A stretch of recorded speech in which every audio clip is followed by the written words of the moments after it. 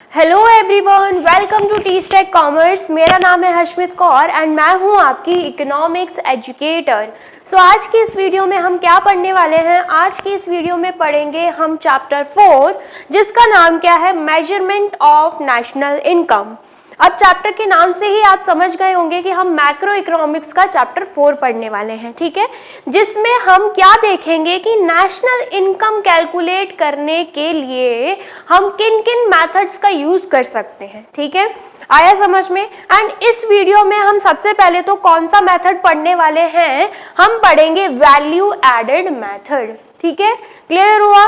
चलिए सबसे पहले तो हम बात करते हैं कि नेशनल इनकम होता क्या है। वैसे तो बहुत से बच्चों को पता होगा कि नेशनल इनकम क्या होता है, लेकिन जिनको नहीं पता है तो हम इस डेफिनेशन से उन्हें बताएंगे। ठीक है, समझ में आया? चलिए क्या देके रखा है? National income refers to the factor income earned by normal residents of a country as a reward of their productive services in the given year। क्या बोला जा रहा है कि नेशनल इनकम क्या है? फैक्टर इनकम है। अब आपको याद होगा कि सबसे पहला चैप्टर हमने पढ़ा था सर्कुलर फ्लो ऑफ इनकम, जिसमें हमने क्या देखा था कि जो फैक्टर्स ऑफ प्रोडक्शन रहते हैं वो फैक्टर सर्विसेज देके क्या कमाते हैं? फैक्टर इनकम कमाते हैं। तो क्या बोला जा रहा है? नेशनल इनकम वो फैक्टर इनकम है जो कि नॉर्मल रेसिडेंट हमारी कंट्री का कमाता है, वो भी कैसे? प्रोडक्टिव सर्विसेज काम करके। ठीक है, प्रोडक्टिव सर्विसेज देके, वो भी एक साल में। ठीक है, आया समझ में? अब फैक्टर इनकम जो है वो कौन कौन कमाता है? फैक्टर इनकम सारे ही फैक्टर्स ऑफ प्रोडक्शन कमाते हैं, जो कि हमने चैप्टर 1 में पढ़ा ही था। ठीक है, कौन कौन से रखते हैं फैक्टर्स ऑफ प्रोडक्शन? आपको अच्छे से पता है। सबसे पहले land, then second one labour, then third one capital, then fourth one enterprise. ठीक है, तो ये सभी जो फैक्टर्स ऑफ प्रोडक्शन है अपनी फैक्टर सर्विसेज देते हैं, जिसके थ्रू वो क्या कमाते हैं? फैक्टर इनकम कमाते हैं। ठीक है, तो बोला जा रहा है in the given year productive services देके जो factors of production factor income कमाते हैं, कौन कमाता है? हमारी कंट्री के ही नॉर्मल रेसिडेंट्स। ठीक है, तो उसी को हम क्या बोलते हैं? National income. So basically national income क्या है? नेशनल इनकम वो फैक्टर इनकम है जो कि हमारी कंट्री के नॉर्मल रेसिडेंट्स प्रोडक्टिव सर्विसेज देके गिवन ईयर में कमाते हैं। ठीक है, क्लियर हुआ? चलिए अब ये जो नेशनल इनकम है ना, उनको कैलकुलेट करने के 3 मेथड है। सबसे पहले तो वैल्यू एडेड मेथड, ठीक है, next one is income method, ठीक है, and the third one is expenditure method. मतलब इन तीनों ही मेथड का यूज करके हम नेशनल इनकम निकाल सकते हैं। और ऐसा नहीं है हर एक मेथड से हमारा आंसर या नेशनल इनकम अलग आएगा, मतलब तीनों मेथड से हमारा जो आंसर है वो सेम ही आने वाला है। तो आप सोच रहे होंगे कि फिर 3 मेथड क्यों दे के रखे हैं? ताकि हम क्रॉस चेक कर पाए कि जो नेशनल इनकम हमने निकाला है वो सही है कि नहीं। सपोज कीजिए आपका वैल्यू एडेड का मेथड अलग आया है एंड इनकम मेथड से नेशनल इनकम अलग आया है, तो आप समझ जाओगे कि कहीं तो कैलकुलेशन में मिस्टेक हुई है, तो आप क्रॉस चेक करोगे। ठीक है, आया समझ में? तो यहाँ पर हम क्या कर सकते हैं? तीनों मेथड से ही नेशनल इनकम अच्छे से निकाल सकते हैं। लेकिन आज की वीडियो में हम क्या पढ़ेंगे? आज की वीडियो में हम सिर्फ और सिर्फ वैल्यू एडेड मेथड को समझेंगे। ठीक है, चलिए तो सबसे पहले तो वैल्यू एडेड मेथड, नाम से ही हमें समझ में आ रहा है कि वैल्यू ऐड करने वाली मेथड। ठीक है, तो यहाँ पे हमें इस मेथड के बारे में क्या देके रखा है? This method is used to measure national income in different phases of production in the circular flow.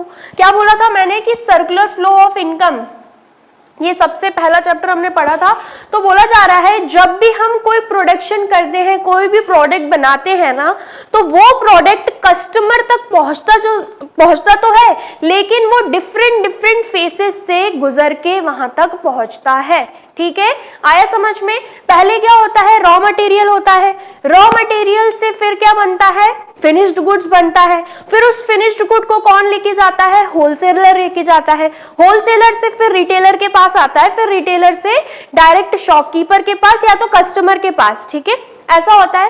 And in अलग अलग फेसेस में क्या होता है ना, उस प्रोडक्ट की वैल्यू बढ़ती जाती है, ठीक है। सपोज कीजिए कि एक इंडस्ट्री है, एक फैक्ट्री है, उसने फार्मर से मिल्क खरीदा, क्या खरीदा, मिल्क खरीदा, कितने में मिल्क खरीदा, ₹100 में, ठीक है, आया समझ में। अब उस फैक्ट्री ने क्या किया, इस मिल्क से बना दिया पनीर, ठीक है, क्या बना दिया, पनीर बना दिया।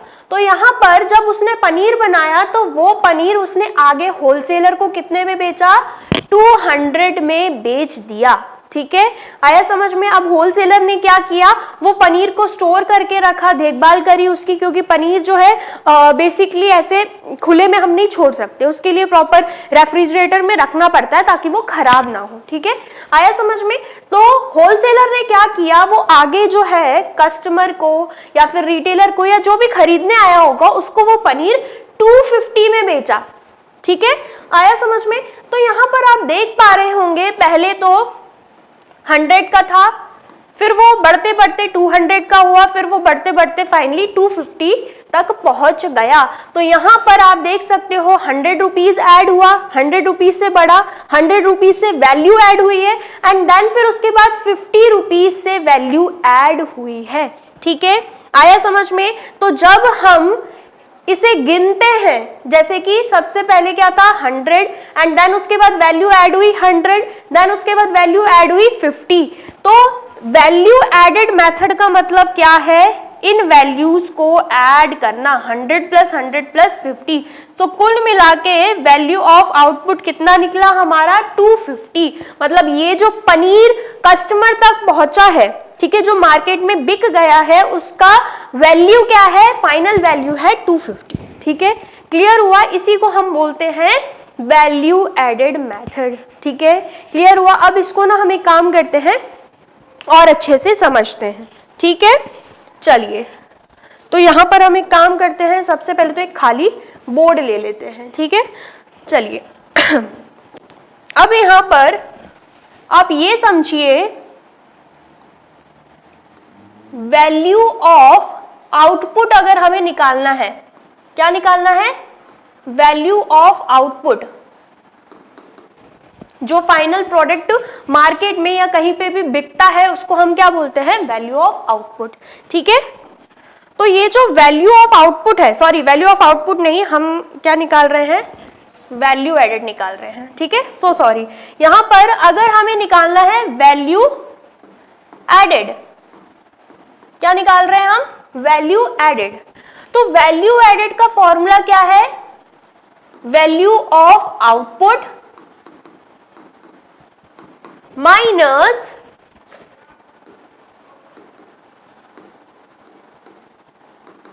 इंटरमीडिएट, ठीक है। मतलब वैल्यू ऑफ आउटपुट क्या है, बेसिकली वैल्यू ऑफ आउटपुट मतलब जो प्रोडक्ट कितने में बिक गया, उसकी वैल्यू क्या है, उसे हम क्या बोलते हैं, वैल्यू ऑफ आउटपुट। इंटरमीडिएट मतलब हम कितने में खरीद कर लाए थे, ठीक है। सपोज कीजिए मैं कहीं से, मतलब सपोज कीजिए होलसेलर से मैं पेन खरीद कर लाई, ठीक है। अब पेन खरीद कर लाई और मैंने आगे कस्टमर को बेच दिया। मैं होलसेलर से 8 रुपए का पेन खरीद कर लाई थी और मैंने बेचा 10 रुपए में। तो यहां पर आप देख सकते हो 2 रुपए का क्या हुआ है, वैल्यू ऐड हुआ है। वैल्यू ऑफ आउटपुट कितने में सेल किया मैंने, ₹10 में, ठीक है। खरीद कर कितना का लाई थी मैं, इंटरमीडिएट कितने का था, ₹8। तो कितनी वैल्यू ऐड हुई, वो कैसे निकलेगा, ₹10 माइनस ₹8, तो यहाँ पर निकल जाएगा ₹2 वैल्यू ऐड यहाँ पे हो चुकी है, ठीक है। यहाँ पर आपको फॉर्मूला भी दिखेगा, यहाँ पर आगे आपको ये देखिए, value added is equal to value of output minus intermediate consumption, ठीक है। आया समझ में, ये फॉर्मूला आपको ध्यान में रखना है। इसको हम पूरा लिख देते हैं, इसको हम क्या करेंगे, पूरा लिख देंगे। यहां पर क्या आ जाएगा, इंटरमीडिएट कंजम्पशन, ठीक है। इस फॉर्मूले को समझने से पहले आपको कुछ और चीजें भी समझनी होगी, ठीक है। तो हम एक काम करते हैं, हम एक एग्जाम्पल लेकर यहाँ पर चलते हैं, ठीक है। सपोज कीजिए एक फार्मर है, ठीक है, एक फार्मर है जिसने क्या किया, जिसने वीट उगाया, ठीक है, क्या किया, वीट उगाया। एंड वीट उसने कहीं से खरीदा तो नहीं होगा ना, खरीदा होगा क्या, नहीं। उसने क्या किया, उसके पास एक लैंड थी तो वहीं पर उसने वीट उगाया एंड फिर उसने क्या किया, आगे मिलर को बेच दिया, ठीक है, वो बाद में आएंगे। सबसे पहले तो वैल्यू ऑफ आउटपुट मतलब उसने कितने में बेचा। सपोज कीजिए उसने वीट उगाया एंड उसने आगे जो बेचा ना वो कितने में बेचा, उस वीट को 500 रुपए में बेच डाला, ठीक है, आया समझ में। अब आप सोच रहे होंगे कि इस फार्मर की इंटरमीडिएट कंजम्पशन क्या हुई, ठीक है। इंटरमीडिएट कंजम्पशन बेसिकली होता क्या है कि कितने में खरीदा, वो खरीदना रॉ मटेरियल भी हो सकता है या कुछ अलग प्रोडक्ट भी हो सकता है जिसको अभी और काम की जरूरत है, जिसमें अभी हम और काम ऐड करेंगे और वैल्यू ऐड करेंगे एंड फिर आगे और बेचेंगे। तो यहाँ पर फार्मर जो है वीट कहीं से खरीद कर लाया था, नहीं, उसने तो अपनी मेहनत से उसको उगाया है, ठीक है, उस पर मेहनत करी है। हाँ, थोड़ी बहुत चीजों की जरूरत पड़ती है, पानी वगैरह, नेग्लिजिबल अमाउंट ऑफ उसका पैसा लगता है, ठीक है। अब मैं उसको नेग्लिजिबल, हम क्या मानेंगे, उसको जीरो मानेंगे, क्योंकि वो कहीं से कुछ भी खरीद कर नहीं ला रहा है, नॉर्मल सीड्स वगैरह खरीदेगा, पानी वगैरह डालेगा, उसकी देखभाल करेगा। तो उस इंटरमीडिएट कंजम्पशन को हम यहाँ पर क्या मानेंगे, हम यहाँ पर ₹0 ही मान लेंगे, ठीक है। आपके समझने के लिए आप उसको क्या मानो, ₹0। और इसमें आपको ये ध्यान रखना है कि फार्मर कहीं से कुछ भी किसी से भी खरीद नहीं रहा है, इसलिए हम इसको 0 मान रहे हैं। छोटी मोटी जो चीज खरीदता है ना उसको हमें कैलकुलेट करने की जरूरत नहीं है, हम उसको 0 ही मानेंगे, ठीक है, आया समझ में। तो यहाँ पर इंटरमीडिएट कंजम्पशन क्या हो गया, ₹0। एंड उसने क्या करा, मेहनत करी, वीट उगाया एंड उसको आगे बेच दिया कितने में, ₹500 में। तो यहाँ पर आप देख सकते हो ₹500 माइनस ₹0 करेंगे तो कितनी वैल्यू ऐड हो रही है, यहाँ पे ₹500 ऐड हो रही है वैल्यू, ठीक है। ये बात हो गई किसकी, फार्मर की। अब फार्मर ने क्या किया है, यहाँ पे ये जो वीट है ना ये मिलर को बेचा है, आगे किसको बेचा है, मिलर को। तो मतलब जो है वो फार्मर से ये वीट कितने का खरीद कर लाया, ₹500 का। मैंने अभी आपको क्या बोला था कि फार्मर ने 500 में बेच डाला वीट को, तो मतलब मिलर ने खरीदा होगा तो कितने में खरीदा होगा, 500 में ही खरीदा होगा। तो यहाँ पर मिलर ने जो खरीदा है वो किस में आ जाएगा, इंटरमीडिएट कंजम्पशन में आ जाएगा। मतलब मिलर का ये जो वीट है जो कि उसने 500 में खरीदा वो उसका रॉ मटेरियल है, वो उसका इंटरमीडिएट कंजम्पशन है। क्यों, क्योंकि इस वीट को अभी वो आटे में कन्वर्ट करेगा, फ्लोर में कन्वर्ट करेगा, ठीक है, आया समझ में, एंड आगे भी वो बेच देगा। तो अब क्या किया, मिलर ने 500 रुपए का वीट खरीद कर लाया, फिर उसने क्या किया, उसमें मेहनत करी, उसको फ्लोर में कन्वर्ट किया, आटे में कन्वर्ट किया एंड आगे उसने बेकरी शॉप वाले को बेच दिया, कितने में, ₹800 में, ठीक है। तो वैल्यू ऑफ आउटपुट क्या हो जाएगा, ₹800। अब जब हम माइनस करेंगे ₹800 माइनस ₹500, तो यहाँ पर आप देख सकते हो मिलर ने इस पर 300 रुपए कमाया है, 300 रुपए वैल्यू ऐड करके आगे बेच दिया है, ठीक है, देख पा रहे हैं आप। चलिए अब नेक्स्ट उसके बाद मैंने आपको क्या कहा कि मिलर ने क्या किया है, मिलर ने यहाँ पे बेकरी शॉप वाले को आटा बेच दिया, ठीक है। तो मतलब मिलर ने अगर 800 रुपए में ये आटा बेकरी शॉप वाले को बेचा है तो बेकरी शॉप वाले ने कितने में खरीदा होगा, ऑफ कोर्स 800 में ही खरीदा होगा। तो बेकरी शॉप वाले के लिए ये जो 800 रुपए है ये क्या हो जाएगा, इंटरमीडिएट कंजम्पशन, ये उसके लिए क्या है, रॉ मटेरियल। क्यों, क्योंकि इस आटे को खरीदने के बाद उसने क्या बनाया, उस आटे से केक बनाया, ठीक है, केक बना के उसने आगे कस्टमर को बेच दिया, कितने में, 1000 रुपए में। कितने में बेचा उसने, 1000 रुपए में, ठीक है। तो वैल्यू ऑफ आउटपुट क्या हो जाएगा, 1000 रुपए एंड 800 रुपये क्या है, जितने में उसने खरीदा, मतलब इंटरमीडिएट कंजम्पशन, या फिर आप रॉ मटेरियल में भी काउंट कर सकते हो। तो अब आप देखिए ₹1000 माइनस आप 800 करोगे तो यहाँ पर आपको समझ में आएगा कि 200 का यहाँ पर क्या हुआ है, वैल्यू ऐड हुआ है। मतलब बेकरी शॉप वाले ने 200 का अपना मार्जिन रखा है, जिसे हम बोलते हैं वैल्यू ऐड करना। ठीक है, ये बात क्लियर हुई। तो यहाँ पर अगर आपको वैल्यू एडेड मेथड निकालना है, वैल्यू ऐड कितना वैल्यू ऐड हुआ है वो निकालना है, तो वो कैसे निकल जाएगा, जब आप इन तीनों को क्या कर दोगे, ऐड कर दोगे।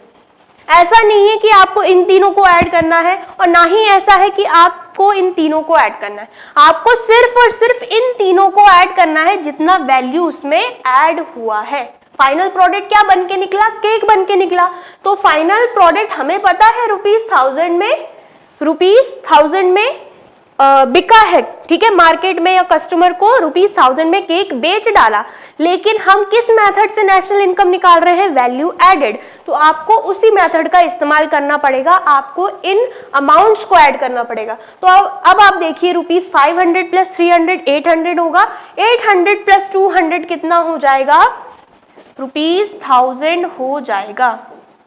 ठीक है, मतलब मार्केट में जो केक यहाँ पर आप देख पा रहे थे ₹1000 में बिका, तो वैल्यू एडेड मेथड से हमारी वैल्यू भी वही आई है ₹1000, और कोई वैल्यू नहीं आई है। ठीक है, हमने अलग तरीके से इसको निकाला, डायरेक्टली हमने यहाँ पर से देखकर ₹1000 नहीं बोला है। ठीक है, आया समझ में।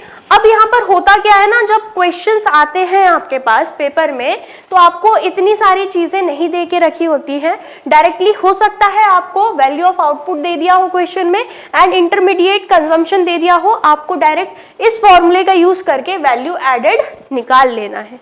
ठीक है, आया समझ में। बहुत रेयर चांसेस है कि आपको इतना कैलकुलेशन करना पड़े। ठीक है, इतना क्लियर हुआ। तो हम ऐसे क्या निकाल सकते हैं, वैल्यू एडेड निकाल सकते हैं। ठीक है, अब इसमें मैं आपको कुछ और चीजें भी बताऊंगी।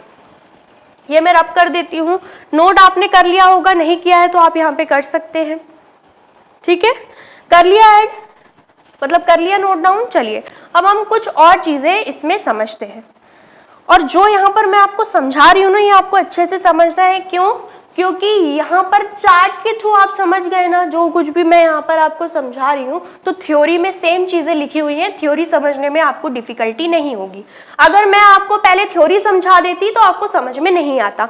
ये एग्जाम्पल समझ में आया, अब हम कोशिश करते हैं थ्योरी पढ़ने की। ठीक है, तो आपको समझ में आएगा कि जो एग्जाम्पल मैंने समझाया है ना, थ्योरी में भी वही चीज लिखी हुई है। ठीक है, मैंने आपको क्या बोला था यहाँ पर, this method is used to measure national income in different phases of production in the circular flow. तो अभी हमने देखा था डिफरेंट फेसेस, पहले फार्मर से मिलर के पास गया, मिलर से बेकरी के पास, बेकरी शॉप के बाद कस्टमर के पास गया। तो यही है अलग अलग फेसेस, एंड इन अलग अलग फेसेस में ही क्या होती है, वैल्यू ऐड होती है। एंड उन वैल्यू एडेड को हम ऐड करके ही क्या निकालते हैं, नेशनल इनकम निकालते हैं। ठीक है, इतना क्लियर हुआ। फिर उसके बाद it shows a contribution value added of each producing unit in the production process. Production process में हर एक स्टेज पे कितना वैल्यू ऐड हुआ है, ये हमें वैल्यू एडेड मेथड के द्वारा ही समझ में आता है। ठीक है, every individual enterprise adds a certain value to the product which is purchases from some other firm and as intermediate goods। Same वही बात बोली जा रही है कि क्या होता है, हर एक इंडिविजुअल एंटरप्राइज उस प्रोडक्ट में कुछ वैल्यू ऐड करता है जो कि कोई दूसरा फर्म खरीद रहा होता है। ठीक है, जैसे कि मैंने आपको बताया, फार्मर से मिलर के पास गया। ठीक है, मिलर से किसके पास गया, बेकरी शॉप वाले के पास गया। तो मिलर ने बेकरी शॉप वाले को दिया, उसमें उसने 300 रुपए अपने मार्जिन में ऐड किए थे। वो 300 रुपए क्या है, वैल्यू एडेड। ठीक है, फिर बेकरी शॉप वाले ने आगे कस्टमर को दे दिया, तो उसने 200 रुपए का मार्जिन रखा था, 200 रुपए वैल्यू ऐड करी थी, तो वही क्या है, वैल्यू एडेड। तो वही चीज यहाँ पे बोली जा रही है कि हर एक एंटरप्राइज, ठीक है, हर एक फर्म जब दूसरे फर्म को अपना प्रोडक्ट देता है तो वो कुछ वैल्यू ऐड करके ही देता है। ठीक है, इतना आया समझ में। चलिए When value added by each and every individual firm is summed up, we get the value of national income. मैंने क्या बताया था आपको कि जब हम हर वैल्यू ऐड को सम कर देते हैं, टोटल कर देते हैं, तब जाके हमें वैल्यू एडेड मेथड से क्या मिल जाती है, नेशनल इनकम.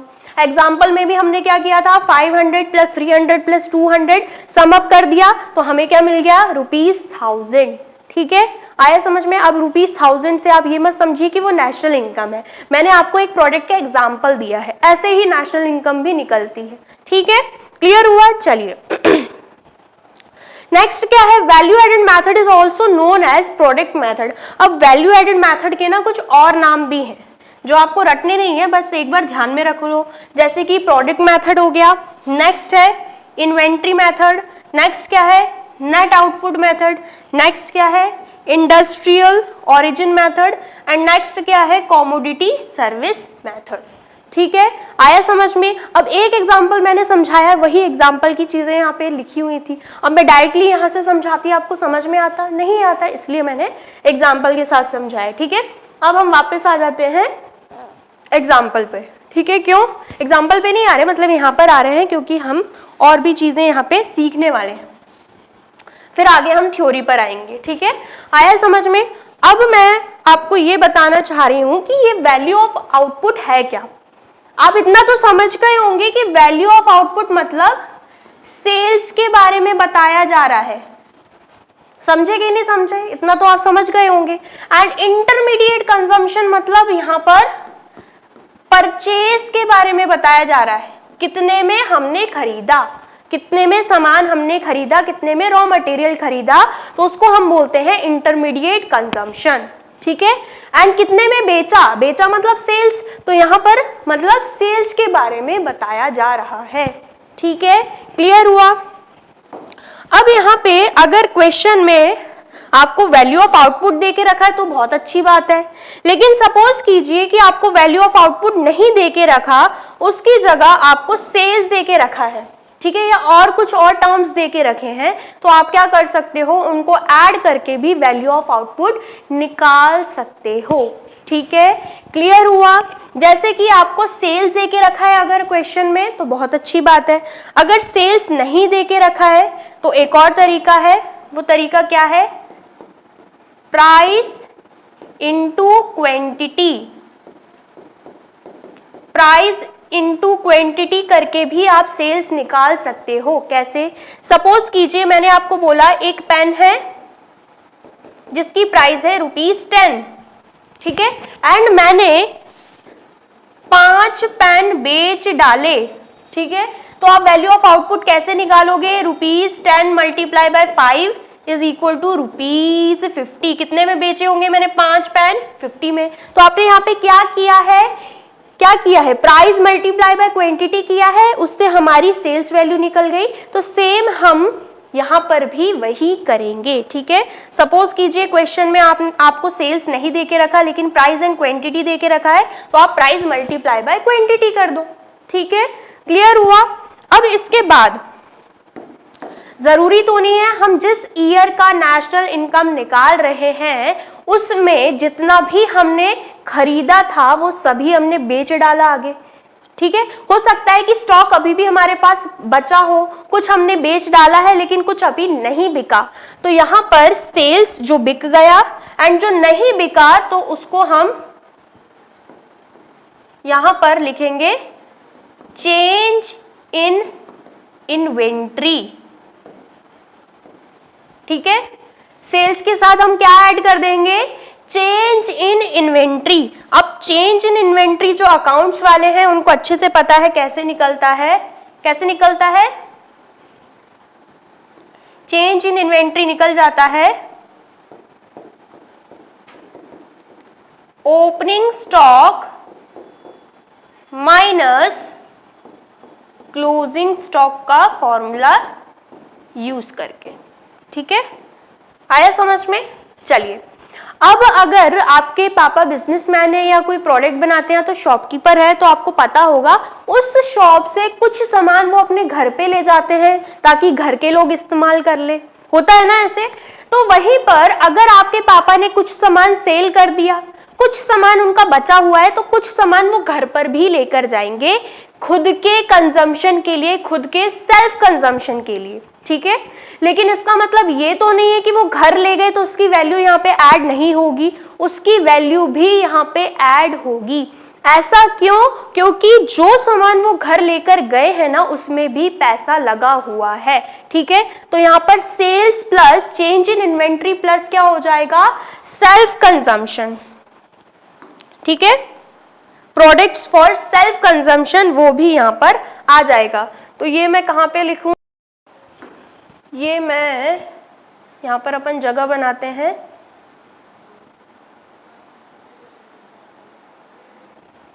यहाँ पर हम लिख देते हैं प्लस SF। SF का मतलब समझ में आ रहा होगा आपको, SF मतलब सेल्फ कंजम्पशन की बात हो रही है। तो ये आपका एक फॉर्मूला बन गया वैल्यू ऑफ आउटपुट निकालने के लिए। अगर क्वेश्चन में डायरेक्टली आपको वैल्यू ऑफ आउटपुट दे के रखा है तो बहुत अच्छी बात है, और अगर नहीं दे के रखा तो आप कैसे निकाल सकते हो? Sales plus change in inventory plus product for self consumption, यहाँ पर C आएगा, सेल्फ कंजम्पशन। इनको आप ऐड करके भी वैल्यू ऑफ आउटपुट निकाल सकते हो। एंड सपोज कीजिए क्वेश्चन में सेल्स नहीं दे के रखा है और प्राइस एंड क्वांटिटी दे के रखा है, तो प्राइस मल्टीप्लाई बाय क्वांटिटी कर दो तो सेल्स आपके पास आ जाएगा। एंड बाकी का फॉर्मूला सेम ही है, मतलब change in inventory plus self consumption यहाँ पर रहेगा ही, ठीक है। आया समझ में? एंड चेंज इन इन्वेंट्री की जगह अगर आपको opening stock and closing stock देके रखा है तो आप opening stock minus closing stock करोगे तो चेंज इन इन्वेंट्री भी आ जाएगा, ठीक है। इतना क्लियर हुआ? चलिए अब यहाँ पर मुझे आपको एक और चीज बतानी है, वो ये है कि अगर आपको क्वेश्चन में सेल्स देके रखा है, मतलब कितना सामान आपने बेचा, यही बात है ना, मतलब इसका मतलब यही है ना कि कितना सामान आपने बेचा, तो आपको पता होगा जो भी सामान बिकता है या तो वो हमारी कंट्री इंडिया में ही बिकेगा या तो इंडिया के बाहर भी बिक जाएगा। तो अगर आपको क्वेश्चन में सेल्स देके रखा है तो इसका मतलब क्या है? ये सेल, इस सेल में वो चीजें भी इंक्लूडेड है, वो सेलिंग भी इंक्लूडेड है, वो सेल्स भी इंक्लूडेड है जो यहाँ पे इंडिया में हुई है या इंडिया के बाहर हुई है, ठीक है। समझ में आ रहा है क्या कहना चाह रही हूँ? इंडिया के बाहर अगर हम कोई सामान बेचते हैं तो हम क्या बोलते हैं? एक्सपोर्ट बोलते हैं कि नहीं? तो मेरे कहने का ये मतलब है कि अगर आपको सिर्फ और सिर्फ क्वेश्चन में सेल्स देके रखा है तो इसका मतलब क्या है? इसमें डोमेस्टिक सेल्स भी इंक्लूडेड है एंड एक्सपोर्ट्स भी इंक्लूडेड है, ठीक है। लेकिन अगर आपको क्वेश्चन में क्या देके रखा हुआ है? डोमेस्टिक सेल्स देके रखी हुई है, ठीक है, तो इसका मतलब क्या है? आपको यहाँ पे एक्सपोर्ट्स नहीं देके रखे हुए। तो आपको क्या करना पड़ेगा? अगर आपको सेल्स निकालना है तो आपको डोमेस्टिक सेल्स प्लस क्या करना पड़ेगा? प्लस एक्सपोर्ट करना पड़ेगा। तो यहाँ पर मैं आपको लिख देती हूँ, सेल्स मतलब डोमेस्टिक सेल्स प्लस एक्सपोर्ट्स, ठीक है। इतना क्लियर हुआ आपको? जल्दी से बताइए, इतना समझ में आया? चलिए अब नेक्स्ट हम बात कर लेते हैं यहाँ पर इंटरमीडिएट कंजम्पशन की। तो इंटरमीडिएट कंजम्पशन मतलब क्या होता है? परचेज। अब ये सुनिए कि परचेज जो है क्या हम सिर्फ विद इन कंट्री परचेज करते हैं रॉ मटेरियल? नहीं, हम बाहर से भी सामान मंगवाते हैं, उसको हम क्या बोलते हैं? इंपोर्ट बोलते हैं। तो सपोज कीजिए आपको क्वेश्चन में परचेज वर्ड देके रखा हुआ है, तो इसका मतलब क्या है? इसमें डोमेस्टिक परचेज भी है एंड बाहर से जो आपने इंपोर्ट किया है वो भी इंक्लूडेड है। लेकिन बाय चांस आपको परचेज ना देकर रखा हो, उसकी जगह डोमेस्टिक परचेज देके रखा है, तो आपको अलग से इंपोर्ट को भी ऐड करना पड़ेगा ताकि फाइनल परचेज आपको पता चल जाए, ठीक है। आया समझ में? तो यहां पर मैं लिख देती हूं, परचेज मतलब डोमेस्टिक परचेज प्लस क्या हो जाएगा? प्लस यहां पे बाहर से जो हमने सामान मंगाया है मतलब इंपोर्ट्स, ठीक है। इतना क्लियर हुआ आपको? तो ये था हमारा चार्ट, ठीक है। तो अगर हमें वैल्यू एडेड निकालना है तो हम क्या कर सकते हैं, सिंपली इस फॉर्मूले का यूज कर सकते हैं। लेकिन आपको डायरेक्टली अगर ये वैल्यूज नहीं दे के रखी हैं, इनकी वैल्यूज नहीं दी है, तो जो चीजें मैंने आपको यहाँ पर समझाई है उनको आप ऐड कीजिए, आपके पास आंसर आ जाएगा। ठीक है, सपोज कीजिए इस फॉर्मूले का यूज करके आप वैल्यू ऑफ आउटपुट लेकर आ गए, इस फॉर्मूले का यूज करके आपके पास इंटरमीडिएट कंजम्पशन आ गया। अब आप क्या कीजिए, माइनस कर दीजिए, आपके पास क्या आ जाएगा, वैल्यू एडेड आ जाएगा। ठीक है, क्लियर हुआ? तो अभी आप क्या कीजिए, अभी आप इसको नोट डाउन कर लीजिए, बहुत ही ज्यादा इंपॉर्टेंट है। कर लिया आपने नोट डाउन? अब हम क्या करते हैं, अब हम हमारी स्लाइड्स पर आ जाते हैं। ठीक है, ये तो हमने समझ लिया। अब नेक्स्ट हमें कॉन्सेप्ट ऑफ वैल्यू एडेड दे के रखा है। क्या बोला जा रहा है, value added refers to the addition of value to the raw material, जिसे हम इंटरमीडिएट गुड्स भी बोलते हैं, by a firm by virtue of its productive activities. क्या बोला जा रहा है, वैल्यू एडेड मतलब क्या है, हम वैल्यू ऐड कर रहे हैं, वो भी रॉ मटेरियल में, जिसे हम इंटरमीडिएट गुड्स भी बोलते हैं, जो कि एक फर्म ने खरीदा है। ठीक है, एंड ये वैल्यू क्यों ऐड कर रहा है वो फर्म, क्योंकि उसने उस रॉ मटेरियल में कुछ प्रोडक्टिव एक्टिविटीज करी हैं, कुछ काम किया है, एंड देन फिर उसको आगे बेचा है। ठीक है, आया समझ में? It is calculated as a difference between value of output and value of intermediate consumption. क्या बोला जा रहा है कि वैल्यू एडेड जो है वो कैसे कैलकुलेट होता है, तो यहाँ पे जो फॉर्मूला बताया ना वही वर्ड्स में दे के रखा है। मतलब value added is equal to value of output minus intermediate consumption. जब आप वैल्यू ऑफ आउटपुट में से इंटरमीडिएट कंजम्पशन को माइनस कर देते हो, आपके पास क्या आ जाता है, वैल्यू एडेड। ठीक है, चलिए example of concept of value added, अभी यहाँ में आपको एग्जाम्पल दे के रखा है। ठीक है क्या दे के रखा है आपको, example. Suppose a baker needs only flour to produce bread.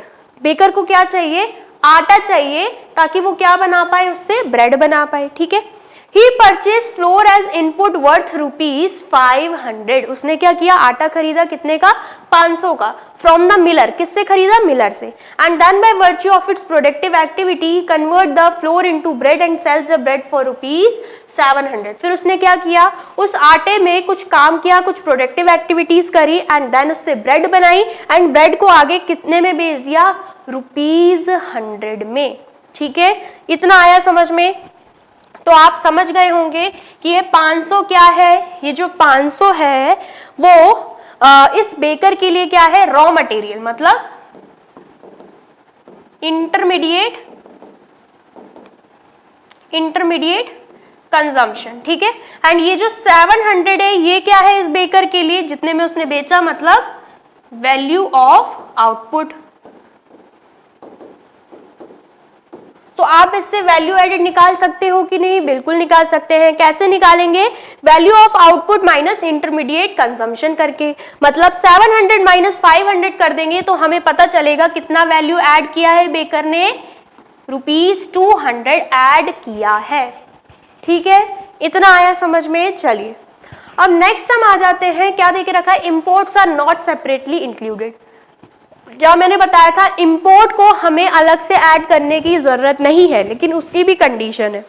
If the value of intermediate consumption is given then imports are not included separately, as imports are already included in the value of intermediate consumption. क्या बोला जा रहा है, अगर आपको directly intermediate consumption दे के रखा है तो इसमें हमें इंपोर्ट्स ऐड करने की जरूरत नहीं है, क्योंकि वो इसमें इंक्लूडेड रहेगा। ठीक है, when purchase of raw material is given, it generally means that it includes purchases within the domestic territory and purchase then from abroad, that means import। बोला जा रहा है अगर इंटरमीडिएट कंजम्पशन की जगह आपको ये वर्ड दे के रखा है क्वेश्चन में, परचेज ऑफ रॉ मटेरियल, तो इसका मतलब क्या है, रॉ मटेरियल का मतलब मैंने आपको समझाया था ना, इंटरमीडिएट कंजम्पशन ही है। तो अगर आपको क्वेश्चन में या तो ये देके रखा है या तो ये देकर रखा है, तो दोनों का ही मतलब ये है कि इसमें इंपोर्ट्स भी इंक्लूडेड है, डोमेस्टिक परचेजेस भी इंक्लूडेड है, जो सामान आपने इंडिया में ही अपनी कंट्री में ही खरीदा, एंड बाहर से जो मंगवाया है वो भी इंक्लूडेड है। लेकिन क्या, However, if domestic purchases are specifically mentioned, import will also be included. लेकिन अगर क्वेश्चन में आपको ये वर्ड दे के रखा है डोमेस्टिक परचेजेस, तो इसका मतलब हमें सिर्फ और सिर्फ हमारी कंट्री में हमने कितना सामान खरीदा है वो दे के रखा है। तो उस केस में आप क्या करोगे, उस केस में आप इंपोर्ट्स को भी ऐड कर दोगे, इंक्लूड कर दोगे। ठीक है, क्लियर हुआ? यही मैंने आपको चार्ट के थ्रू समझाया था। नेक्स्ट हम बात करते हैं calculate intermediate consumption in the following case. ये आपको कुछ केस दे के रखे हैं, इसके द्वारा आपको और अच्छे से समझ में आएगा। ठीक है, हमें क्या कैलकुलेट करना है, इंटरमीडिएट कंजम्पशन, मतलब purchase of raw material. Case 1 क्या है कि इंटरमीडिएट कंजम्पशन यहाँ पे 1200 है एंड इंपोर्ट्स आपके पास 300 रुपए है। क्वेश्चन भी आपके पास ऐसे ही आएंगे। तो अब आप देखिए, आपके पास डायरेक्टली इंटरमीडिएट कंजम्पशन दे के रखा है, इसका मतलब क्या है, इसमें आपको इंपोर्ट्स भी दे के रखे हैं। क्या दे के रखे हैं, इंपोर्ट्स भी दे के रखे हैं। तो इसका मतलब क्या है, इसमें अगर हमें इंटरमीडिएट कंजम्पशन निकालना है तो वो डायरेक्टली क्या आएगा, 1200 ही आएगा, हमें अलग से इंपोर्ट ऐड करने की जरूरत नहीं है।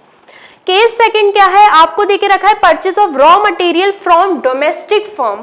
अच्छे से पढ़िए, ये नहीं कि आपने ये वर्ड देखा तो मतलब अब हमें कुछ ऐड नहीं करना, यही फाइनल आंसर होगा। आगे क्या लिखा है, डोमेस्टिक फर्म, मतलब इंडिया में जितनी फर्म्स है उनसे हमने कितना रॉ मटेरियल परचेज किया है, 500 रुपए का रॉ मटेरियल परचेज किया है, हमें ये दे के रखा है।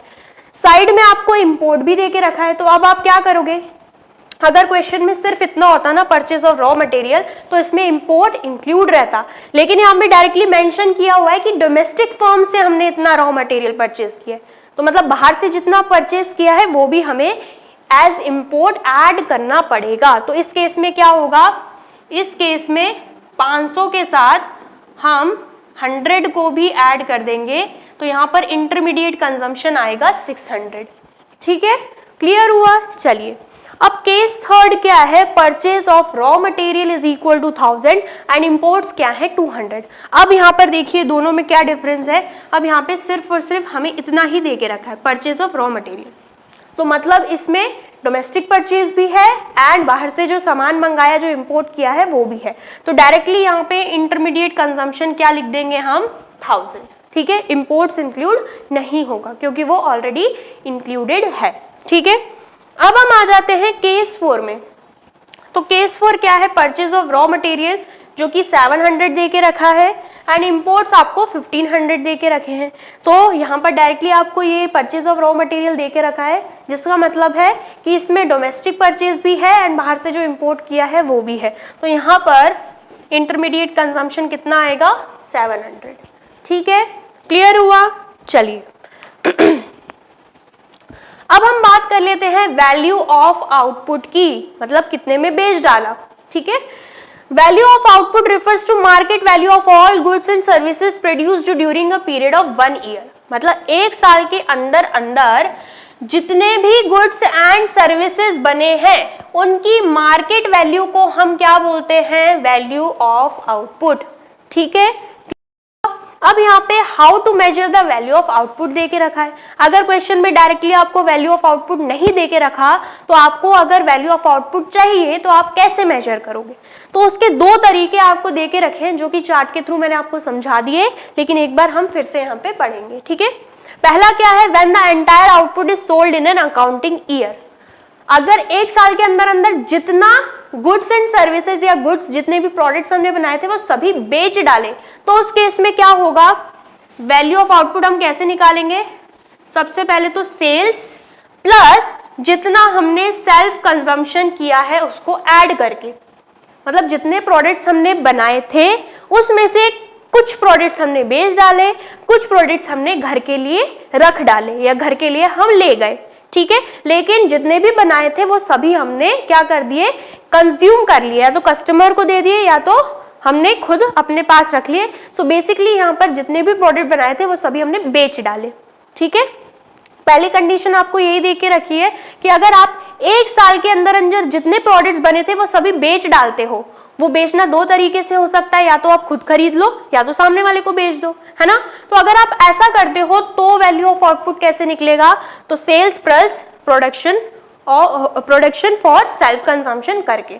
ठीक है, आया समझ में। देन यहाँ पर आपको एक और पॉइंट नोट डाउन करने के लिए बोला जा रहा है, all the goods produced are not necessarily sold in the market. क्या बोला जा रहा है, जितने भी गुड्स बनाए जाते हैं जरूरी नहीं है वो सभी मार्केट में बेचे जाएं। A part of them is kept by the producer for his own use. कुछ पार्ट जो है वो प्रोड्यूसर अपने पास रख लेता है खुद के यूज के लिए। And consumption, imputed value of such goods is included in value of output. तो वो जो सामान खुद के लिए रखता है हमें उसको भी इंक्लूड करना पड़ता है किसमें, वैल्यू ऑफ आउटपुट में। ठीक है, इसीलिए हमने यहाँ पे sales plus production for self consumption किया है, जिससे हमारे पास क्या निकल आएगा, वैल्यू ऑफ आउटपुट। लेकिन उसकी कंडीशन क्या है कि वो सभी सामान जिस साल बना है उसी साल बिक गया। इसलिए ये चीजें आपको नोट डाउन करनी है, when the entire output is sold in the accounting year. ठीक है, चलिए अब नेक्स्ट कंडीशन क्या है, when the entire output is not sold in an accounting year. तो ये चीज भी मैंने आपको बताई थी, अगर पूरा जो सामान है जो इस साल बना है वो इसी साल नहीं बिक पाया तो हम क्या करते हैं, sales plus change in stock या चेंज इन इन्वेंट्री। यहां पर चेंज इन स्टॉक दे के रखा है। ठीक है, आया समझ में, मतलब कितना स्टॉक हमारे पास अभी भी पड़ा हुआ है। सेल्स मतलब कितना बिक गया, चेंज इन स्टॉक मतलब कितना पड़ा हुआ है, and production for self consumption मतलब हम उसमें से कितना अपने घर के लिए ले आए या अपने लिए हमने यूज कर लिया। ठीक है, तो इन सभी को मिला के क्या बन जाएगा, वैल्यू ऑफ आउटपुट। तो इस कंडीशन में फॉर्मूला क्या रहता है, sales plus change in stock plus production for self consumption. ठीक है, क्लियर हुआ। अब यहां पर आपको क्या देके रखा है, चेंज इन स्टॉक कैसे निकलेगा, जब आप closing stock minus opening stock कर दोगे। ठीक है, आया समझ में। हमने शायद यहां पर गड़बड़ कर दी, हमने फॉर्मूला उल्टा लिख दिया है ना, फॉर्मूला हमने गलती से उल्टा लिख दिया। हम इसको सही कर देते हैं, हम इसको सही कर देते हैं। फॉर्मूला क्या है, क्लोजिंग स्टॉक माइनस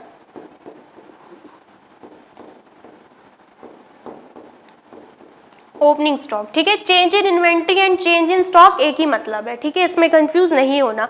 अभी आपको करेक्शन करना है तो आप करेक्शन कर लो। ठीक है, कर लिया करेक्शन। चलिए अब हम आ जाते हैं यहाँ पर, one more way to calculate value of output. बोला जा रहा है वैल्यू ऑफ आउटपुट कैलकुलेट करने का एक और तरीका है, वो तरीका भी मैंने आपको समझा दिया। अगर क्वेश्चन में सेल्स नहीं देके रखा है तो आप क्या करोगे, quantity multiply by price and change in stock same रहेगा, एंड उसके बाद जो यहाँ पर प्रोडक्शन फॉर सेल्फ कंजम्पशन है वो भी सेम रहेगा। सारी चीजें सेम है, बस सेल्स की जगह अगर आपको क्या देके रखा है, प्राइस एंड क्वांटिटी, तो आप दोनों को मल्टीप्लाई कर दो, सेल्स आपके पास आ जाएगा। ठीक है, क्लियर हुआ। चलिए अब यहां पर एक और टॉपिक आपको देके रखा है, exports are not separately included. जैसे इंपोर्ट का बताया था, इंपोर्ट सेपरेटली इंक्लूडेड नहीं रहता, वैसे ही एक्सपोर्ट्स भी सेपरेटली इंक्लूडेड नहीं रहते। ठीक है, आया समझ में। Like imports, exports are not separately included in the value of output if sales are given. Domestic sales are not specifically mentioned. In case of an open economy, sales include both domestic sales and exports. क्या कहना चाह रहे हैं कि अगर आपको क्या word देके रखा है क्वेश्चन में, अगर आपको सेल्स देके रखा है तो आपको समझ जाना है कि इसमें क्या क्या चीजें इंक्लूडेड हैं, डोमेस्टिक सेल्स एंड साथ में जो हमने बाहर बेची हैं चीजें, मतलब एक्सपोर्ट्स भी इंक्लूडेड हैं। ठीक है, लेकिन अगर आपको सिर्फ और सिर्फ क्वेश्चन में डोमेस्टिक सेल्स देके रखा है तो इसका मतलब क्या है, इसका मतलब ये है कि यहाँ पर एक्सपोर्ट इंक्लूडेड नहीं है, आपको एक्सपोर्ट को यहाँ पे डोमेस्टिक सेल्स में इंक्लूड करना पड़ेगा, ऐड करना पड़ेगा। ठीक है, वही सेम चीज बोली जा रही है। अब यहाँ पर आपको कुछ एग्जाम्पल देके रखे हैं, कुछ केसेस देके रखे हैं। जैसे कि क्वेश्चन में सेल्स आपको 2000 देके रखा है, एक्सपोर्ट्स आपको 400 देके रखे हैं, तो इसमें वैल्यू ऑफ आउटपुट क्या होगी, तो सिंपल भाषा में वैल्यू ऑफ आउटपुट हो जाएगी 2000। क्यों ऐसा, क्योंकि क्वेश्चन में डायरेक्टली सेल्स देके रखा है तो मतलब इसमें एक्सपोर्ट्स इंक्लूडेड हैं। लेकिन अगर आपको डोमेस्टिक सेल एंड एक्सपोर्ट्स देके रखा है तो आपको क्या करना पड़ेगा, इन दोनों को ऐड करना पड़ेगा। मतलब 700 प्लस 200 करोगे तो 900 आपके पास क्या आ जाएगी, 900 आपके पास वैल्यू ऑफ आउटपुट का आंसर आ जाएगा। ठीक है, क्लियर हुआ, कोई डाउट तो नहीं। चलिए अब नेक्स्ट हम आ जाते हैं steps of value added method. Value added method निकालने के क्या स्टेप्स रहते हैं। ठीक है, अब आपको याद होगा प्रीवियस चैप्टर में मैंने आपको कुछ फॉर्मूलेज बताए थे कि नहीं। क्या बताए थे, ग्रॉस से नेट पहुंचने का फॉर्मूला क्या होता है, या नेट से ग्रॉस पहुंचने का फॉर्मूला क्या होता है। फिर उसके बाद मैंने आपको क्या बताया था, factor cost to market price पहुंचने का फॉर्मूला क्या होता है, या market price to factor cost जाना है उसका फॉर्मूला क्या होता है। फिर मैंने आपको बताया था कि डोमेस्टिक इनकम से नेशनल इनकम तक पहुंचने का फॉर्मूला क्या रहता है, या नेशनल इनकम से डोमेस्टिक इनकम निकालना है तो उसका फॉर्मूला क्या रहता है। ये सभी चीजें हमने सीखी थी, और अगर आपने नहीं सीखी हैं तो पहले आपको चैप्टर 3 जाके पढ़ना पड़ेगा, उसके बाद ही आप चैप्टर 4 पे आ सकते हो, अदरवाइज ये चैप्टर आपको समझ में नहीं आएगा। ठीक है, हमने क्या देखा था, अगर हमारे पास जीडीपी एमपी है, क्या है हमारे पास अगर जीडीपी एमपी है तो हम इस जीडीपी एमपी से बहुत सी चीजें निकाल सकते हैं। जीएनपी एमपी निकाल सकते हैं, जीएनपी एफसी भी निकाल सकते हैं। ठीक है, एनएनपी एफसी निकाल सकते हैं। ठीक है, फिर उसके बाद एनडीपी एमपी निकाल सकते हैं। ऐसी बहुत सी चीजें मैंने आपको बताया था कि अगर आपके पास एक चीज है तो आप उससे दूसरी, तीसरी, चौथी, पांचवी चीज निकाल सकते हो। ये चीज मैंने आपको बताई थी लास्ट चैप्टर में। लेकिन बात यहां पर आती है कि हम ये कैसे निकालेंगे। अगर हमें क्वेश्चन में जीडीपी एमपी ही नहीं दे के रखा तो हम क्या करेंगे, इस जीडीपी एमपी को हम कैसे कैलकुलेट करेंगे। ठीक है, आया समझ में। मैंने आपको लास्ट चैप्टर में ये तो समझा दिया था कि इससे ये कैसे बनाना है, इससे इसकी वैल्यू कैसे कैलकुलेट करनी, इससे इसकी वैल्यू कैसे कैलकुलेट करनी है। लेकिन आपको ये कौन समझाएगा कि अगर हमें यही नहीं दे के रखा क्वेश्चन में तो हम ये कैसे निकालेंगे, कौन समझाएगा, मैं ही समझाऊंगी। ठीक है, आया समझ में। तो यहां पर क्या किया जाता है, यहां पर सबसे पहले तो आप ये समझिए कि जीडीपी एमपी और जीवीपी एमपी दोनों का ही मतलब क्या है, दोनों का ही मतलब सेम है। Gross domestic product at market price या ग्रॉस वैल्यू एडेड, यहां पर ए आएगा, gross value added at market price, दोनों का ही मतलब सेम है। दोनों ही क्या है, ये आपको समझ में आ रहा है कि नहीं, इसको हम सही से लिख देते हैं। ठीक है, जीवी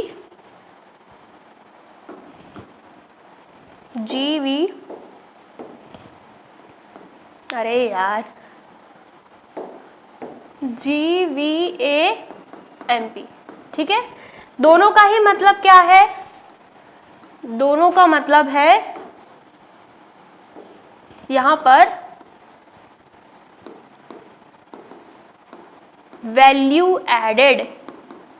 ये क्या है, वैल्यू एडेड मेथड। ठीक है, आया समझ में। मतलब जो मैंने आपको वैल्यू एडेड का फॉर्मूला बताया था ना, बताया था कि नहीं, बिल्कुल बताया था। तो आप क्या कर सकते हो, उस फॉर्मूले का यूज करके जो आपके पास वैल्यू एडेड आएगा ना, जो आपके पास वैल्यू एडेड आएगा ना, उसी को हम बोलते हैं जीडीपी एमपी, या फिर हम बोल सकते हैं जीवीएएमपी। आया समझ में क्या बोलना चाह रही हूं।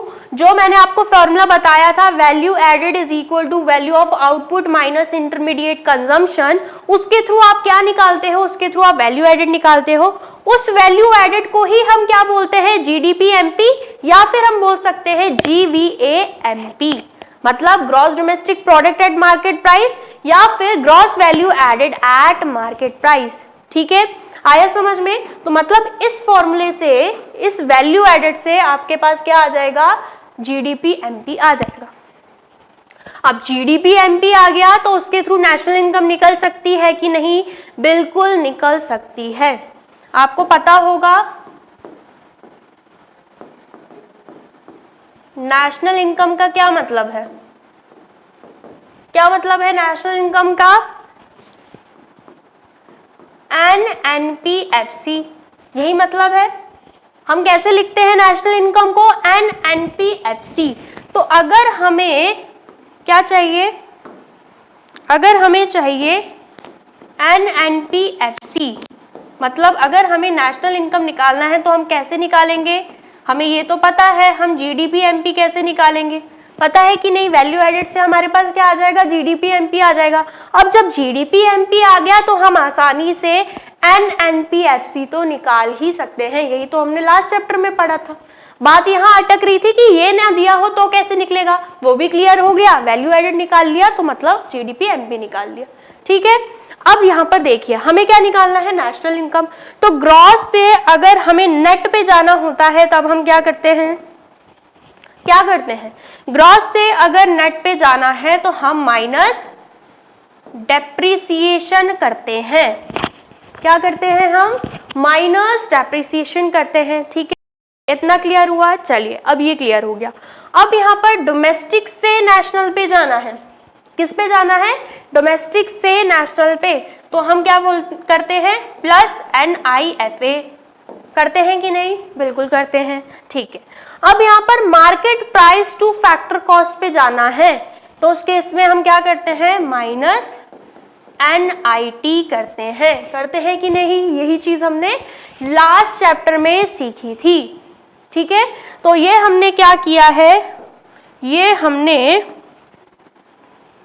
इसके थ्रू, इस फॉर्मूले के थ्रू नेशनल इनकम निकाल लिया है।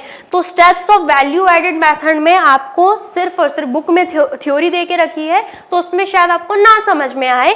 बाकी स्टेप्स से आपको यही बताना चाह रहे हैं कि वैल्यू एडेड से आपके पास ये आ जाएगा। बाकी तो आप थर्ड चैप्टर में सीख ही गए हो। ग्रॉस से नेट पे आने के लिए डेप्रिसिएशन माइनस करना है, डोमेस्टिक से नेशनल पे आने के लिए प्लस NIFA करना है, फिर उसके बाद मार्केट प्राइस से फैक्टर कॉस्ट पे आने के लिए आपके पास आपको क्या करना होगा?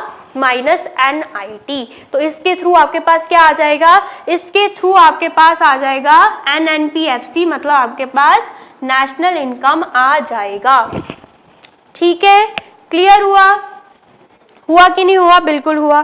डेप्रिसिएशन मतलब पता है, NFIA आएगा। ठीक है, यहां मैं सही कर देती हूँ। Net factor income from abroad, इसका फॉर्मूला क्या है? NFIA मतलब net factor income from abroad. NIT मतलब नेट इनडायरेक्ट टैक्स। ये आपको अच्छे से पता है, चैप्टर 3 जिसने पढ़ा होगा। ठीक है, आया समझ में? तो स्टेप्स में आपको थ्योरी नहीं पढ़नी है। अगर आपने इतना समझ लिया, बस वही स्टेप में देके रखा है। वैसे तो क्वेश्चन आपको ऐसे आएंगे नहीं कि आप स्टेप्स लिखो, डायरेक्टली आपके पास क्या आता है? प्रैक्टिकल क्वेश्चंस ही आते हैं। ठीक है, तो उसके लिए स्टेप समझना जरूरी है, जो कि मैंने आपको ऐसे समझा दिया। ठीक है, एक बार फिर से रिपीट कर रही हूं कि अगर क्वेश्चन में आपके पास डायरेक्टली वैल्यू एडेड नहीं दे के रखा है तो आप कौन सा फॉर्मूला इस्तेमाल करोगे? Value of output minus intermediate consumption. उससे आपके पास वैल्यू एडेड आ जाएगा। वैल्यू एडेड मतलब आपके पास आ चुकी है जीडीपी एमपी। जीडीपी एमपी से हमें क्या निकालना है? नेशनल इनकम निकालना है। तो हम इस फॉर्मूले का यूज करेंगे, हम नेशनल इनकम आराम से निकाल देंगे। ठीक है, आ गया समझ में? चलिए, तो ये हमने क्या सीख लिया है कि वैल्यू एडेड मेथड का इस्तेमाल करके हम नेशनल इनकम कैसे निकाल सकते हैं।